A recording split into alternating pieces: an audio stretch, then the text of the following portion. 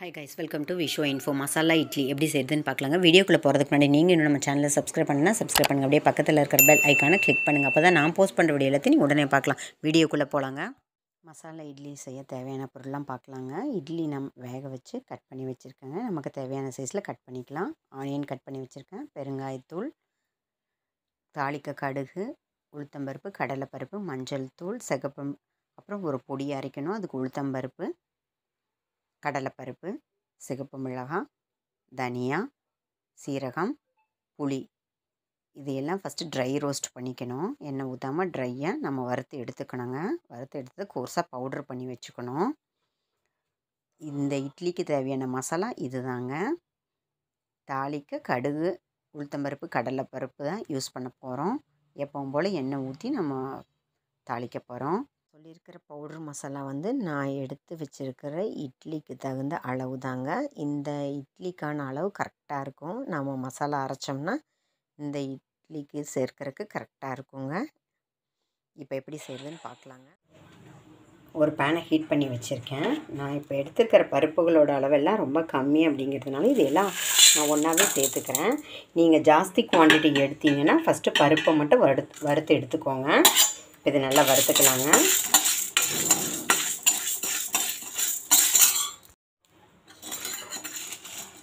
நம்ம சேர்த்த பருப்பெல்லாம் இந்த அளவுக்கு வறுபடணுங்க. அப்போ இந்த ரெசிபிக்கு தேவையான உப்பை சேர்த்துக்கலாம். பத்தலைன்னா அப்புறம் கூட செக் பண்ணிவிட்டு சேர்த்துக்கலாங்க. அப்புறம் தேங்காய் விருப்பம் இருந்தால் சேர்த்துக்கோங்க. தேங்காய் போட்டு எக்ஸ்ட்ரா டேஸ்ட்டாக இருக்கும். இது நல்லா மிக்ஸ் பண்ணிக்கலாம். தேங்காவை சேர்த்ததுனால ரொம்ப நேரம் வறுக்கணும்னு அவசியம் இல்லை. இந்த பருப்புகளோட சூடுலேயே இந்த தேங்காய் நல்லா கீட்டு கரெக்டாகிடும். இப்போ அடுப்பு ஆஃப் பண்ணிடலாம். இது ஆறின உடனே இது ஒரு பவுட்ரு பண்ணிக்கலாங்க. கோர்ஸாக பண்ணிக்கலாம். ரொம்ப நைஸாக பண்ணணும்னு அவசியம் இல்லை. அடுப்பு ஆஃப் பண்ணிடலாம். அப்புறம் நம்மளோட பவுட்ரு மசாலா ரெடி ஆகிடுச்சுங்க. ரொம்ப பவுட்ரு பண்ணிடாதீங்க. நீங்கள் உங்களுக்கு பார்த்தாவே தெரியும். இந்தளவுக்கு கோர்ஸாக இருந்தால் தான் நல்லாயிருக்கும். பேனை ஹீட் பண்ணி வச்சுக்கலாங்க.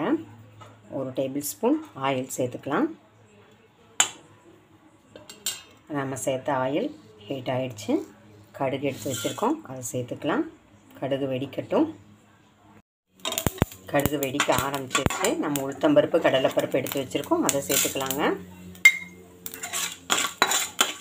இது ஒரு செகண்ட் கலர் சேஞ்ச் ஆகட்டும். பெருங்காயத்தூள் சேர்த்துக்கலாம். அப்புறம் நம்ம மஞ்சள் தூள் எடுத்து வச்சுருக்கோம், அதையும் சேர்த்துக்கலாம். தாளிக்கும் போதே மஞ்சள் தூள் சேர்த்துட்டோம்னா மஞ்சள் தூளோட பச்சை வாசனை போயிடும். இப்போ நம்ம கட் பண்ணி வச்சுருக்கிற ஆனியனை சேர்த்துக்கலாங்க. ஆனியன் உங்களுக்கு எவ்வளோ பிடிக்குமோ அதுக்கு தகுந்த மாதிரி சேர்த்துக்கோங்க. ஆனியன் சேர்த்தாமையும் செய்யலாம். ஆனியன் சேர்த்தா ஒரு டேஸ்ட்டு, சேர்க்காமல் செஞ்சால் ஒரு டேஸ்ட்டு. இது நல்லா வதங்கட்டுங்க.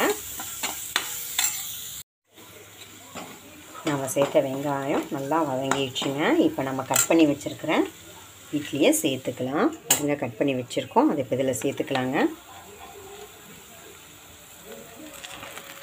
இட்லி காஞ்ச மாதிரி தெரிஞ்சால் 1 ஸ்பூன் தண்ணி கூட நம்ம சேர்த்துக்கலாம். இப்போ இதில் நல்லா மிக்ஸ் பண்ணிக்கலாங்க.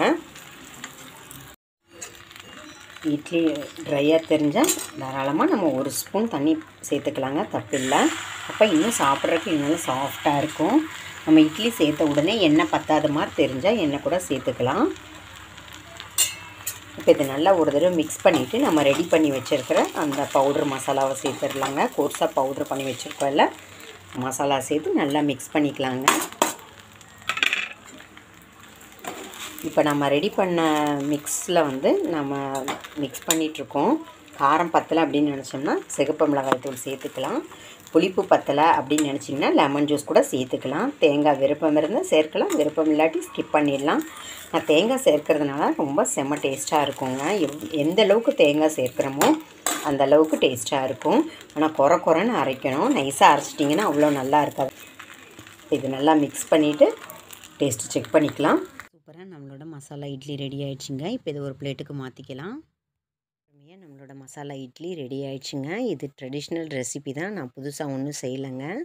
நம்ம இட்லி மிச்சமானால் இட்லி உப்புமா மாதிரி செய்வோம், அது எல்லாருக்குமே தெரியும். இந்த மாதிரி ஒரு பவுட்ரு மசாலா மாதிரி அரைச்சி செய்யும்போது இன்னும் எக்ஸ்ட்ரா டேஸ்ட்டு இருக்குங்க. இந்த மசாலா இட்லிக்கு ஒரு பவுட்ரு மசாலா ரெடி பண்ணோம். அந்த மசாலா அரைக்கும்போது அந்த பருப்புகளில் வறுப்போம்ல, அது கூட நீங்கள் கருவேப்பிலை இலைகளை சேர்த்து நல்லா வறுத்து எடுத்துட்டு அப்புறம் பவுட்ரு பண்ணிங்கன்னா சூப்பராக இருக்கும்.